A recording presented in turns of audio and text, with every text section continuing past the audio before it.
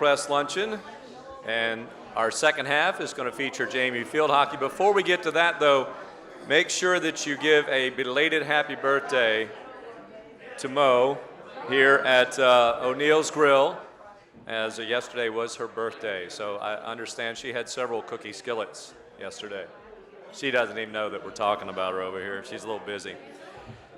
When it comes to the world of field hockey, well, Christy Morgan's career classifies her among the best as a collegian, as an Olympian, and as a coach. She helped our rivals, Old Dominion, win national titles as a player, not once, not twice, but 3 times.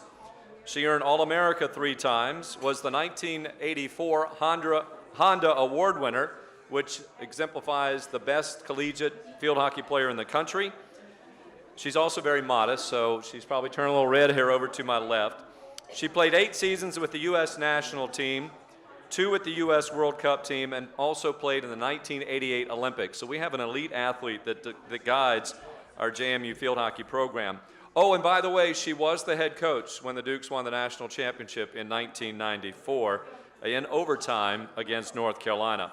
The Dukes are currently ranked number 17. The record is 7-3. They've played a very good schedule. As I mentioned, you can tell the caliber of athlete she is and what she played, and she believes in playing a pretty darn good schedule. We'll hear about that. Coming up on Friday night, the Dukes host the Drexel Dragon. That opens up their Colonial Athletic Association schedule. The Dukes have been in the CAA championship game each of the last 3 years, but they got some more work to do. And Sunday, they faced reigning national champions, also a member of the CAA, the Delaware Blue Hens, on the road. So quite a bit coming up here for the Dukes. And I do encourage you to come out to the JMU Field Hockey Complex, free of charge. The girls are exciting to watch because their coach is exciting to watch coach as well as just stand here at the podium. So here she comes, ladies and gentlemen, Christy Morgan. Kurt, thank you very much, and thank you for having me today. It's a privilege to be here. The last time I was at JMU, my 4th year coaching at JMU, we won the national championship. This is our 4th year back. So I want to say that I scheduled this year a very difficult schedule. It's one of the top schedules in the nation. Scheduled hard. I think in order to be the best, you need to play the best, and that's our goal. So everything we do, everything we did in the summer, all of our preparation was preparing our team to be the very, very best. Wasn't a slack schedule. We're not trying to pad it so that we look good. We're trying to truly be good. So that's where we are right now. And Kurt, I have to correct you, and you don't make many mistakes, but the new ranking just came out. We're number 16. I just saw the note from Devin. Thank you very much. You are number 16. But again, that's great. We love that. But our goal is to be number 1. It's a tough road. Not saying that it comes easy, but we're willing to do the work, and we're doing the work every single day. One thing I want to say I want to say a lot of things about the team, but the young women that are on the team, I can say, have amazing character. When we recruit, we just don't recruit based on skill. We recruit based on who a person is. I want to be around people that I want to coach. I want to be around people that want to add to the great culture that we've already created.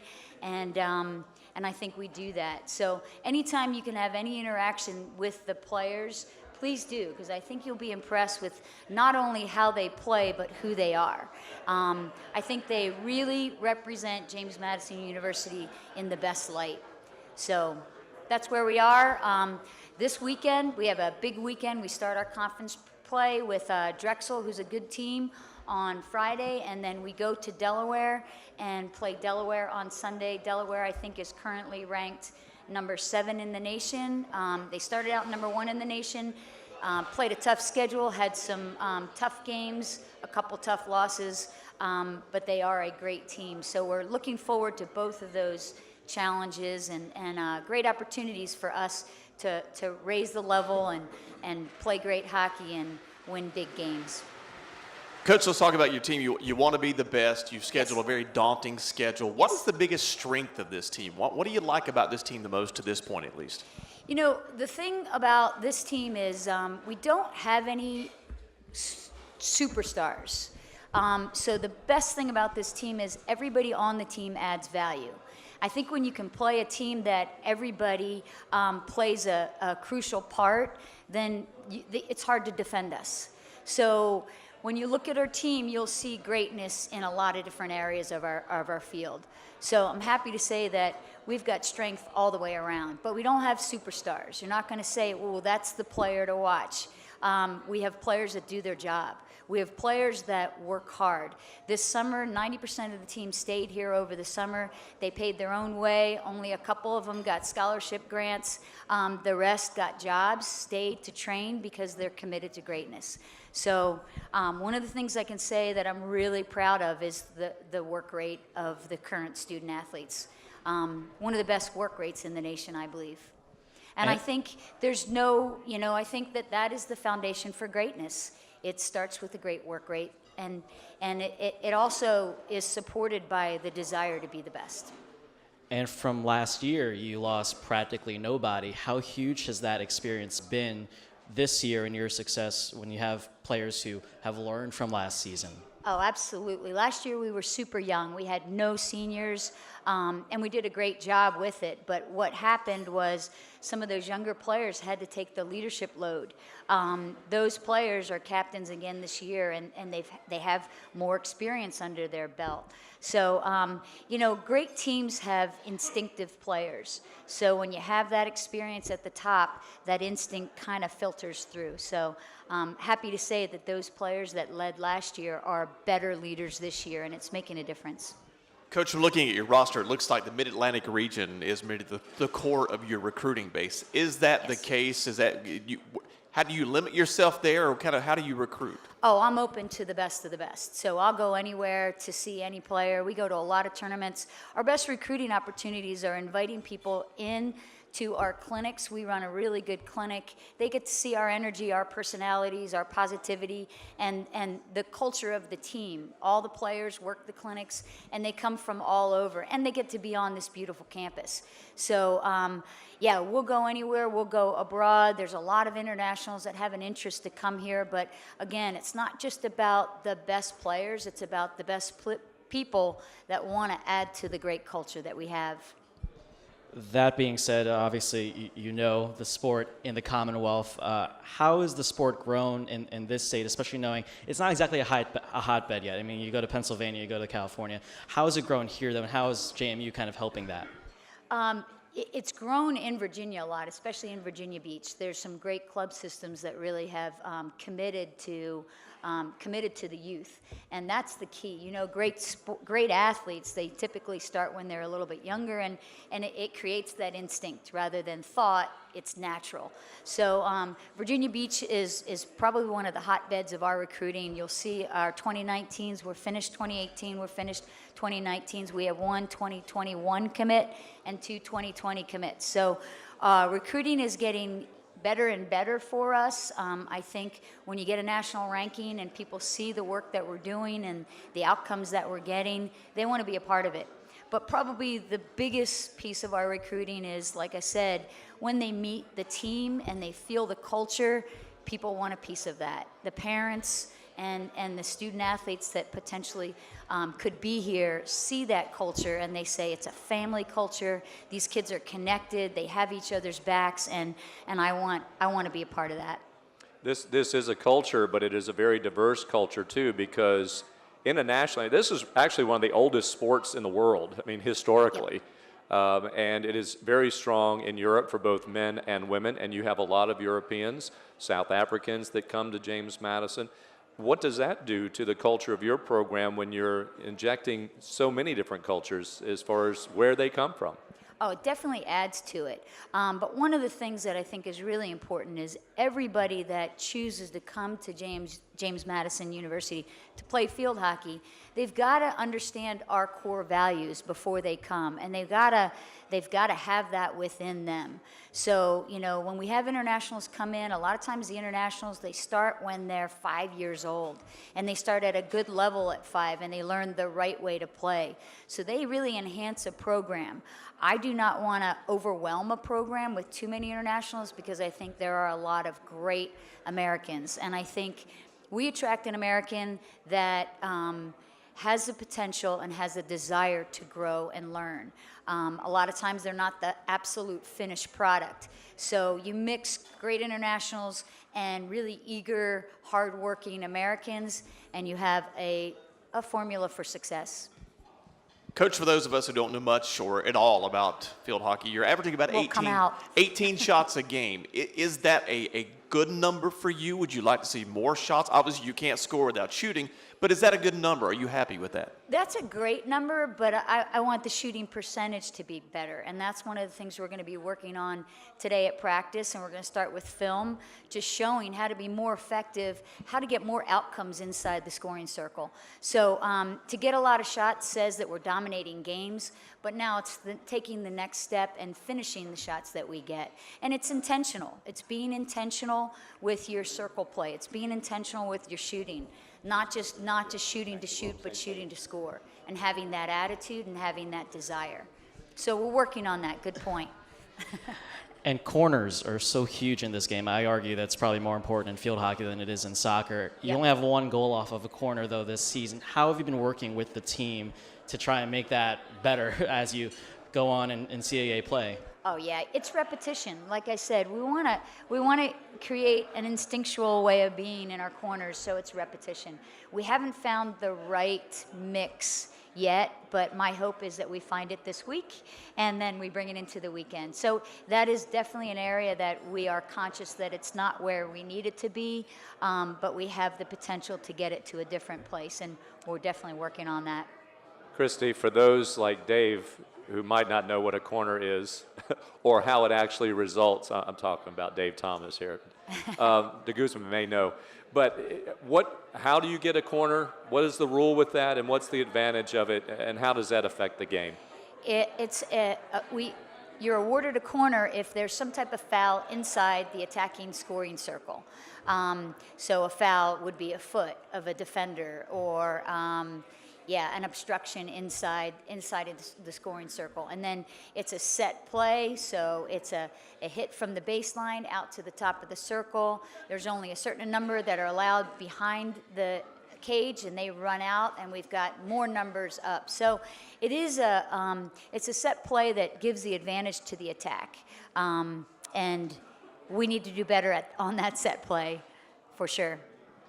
Now, you mentioned a couple of things, and some of the simple rules are you can only use one side of the stick, Yes. which it's flat on one side, curved on the other. You can't kick the ball or touch the ball in any Yep. manner. That becomes a violation. Obstruction, so you can't really get in the way, so to speak, of a player. That one can be a tough one to determine at times. Yep. But many of those fouls before, and the game has changed, it's evolved a little bit. It used to be you'd stop right away, and everybody would got to get reset. Now you have the restart. What has that done to the impact of the game?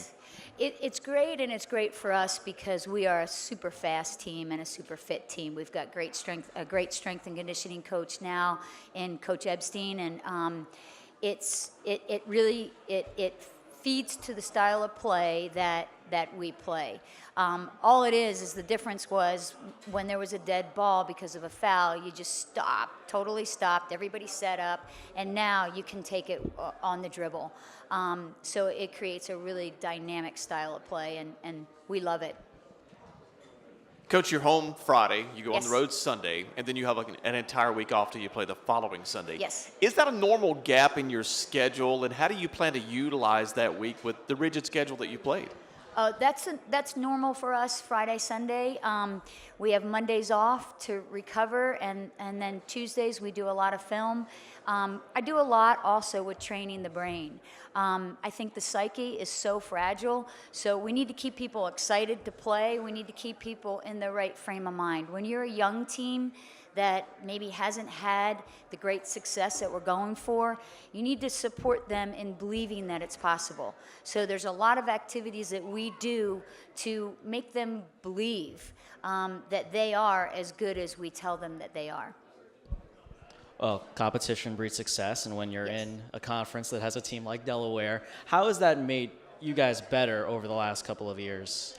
Well, it makes me frustrated, but it does make us better. I mean, like I said, I don't schedule a week schedule, and I'd schedule even harder if some teams wanted to play us that they don't want to play us.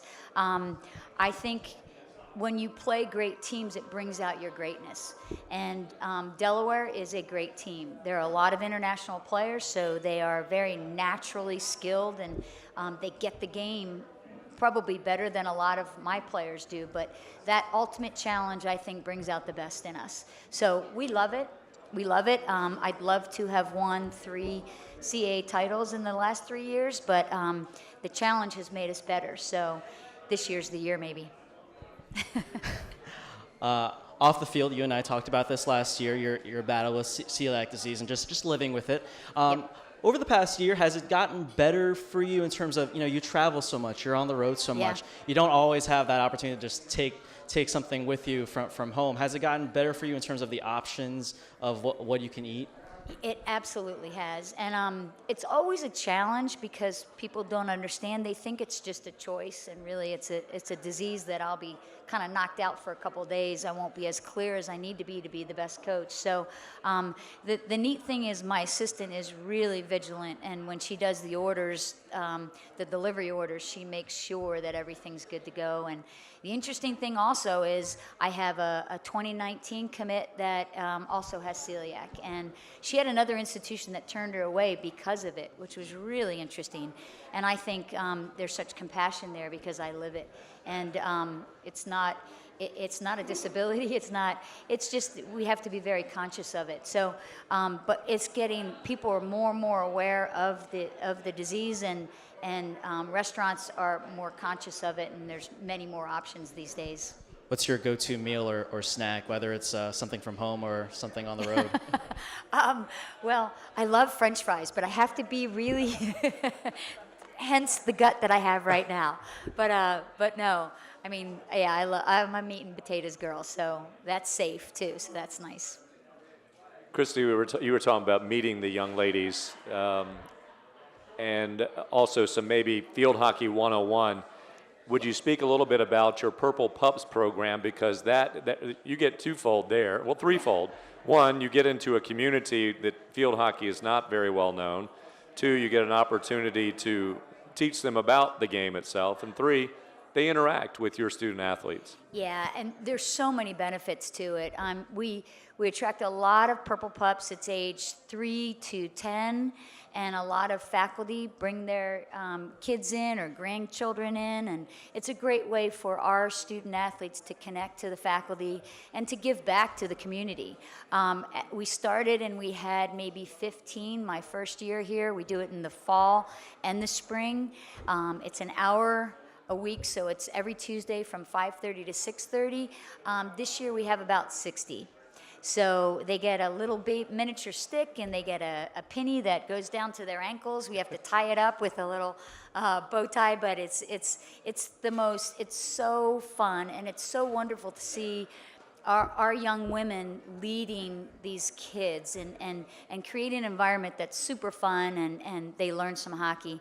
And actually on Friday is Puppy Pound and Purple Pups game. So if you come to the game, expect to see a lot of young little athletes that understand the sport a little bit at least. Any other questions? Thank you, gentlemen. Christy, thank you very much. Again, the Dukes and Drexel on Friday night. Admission always free at JMU Field Hockey. Thank you very much. Come on out. Thank you, folks, for joining us here at O'Neill's Grill for our weekly Fan and Press Luncheon. Again, we will be back next week with Coach Houston to talk a little bit about the Villanova game at home October the 14th.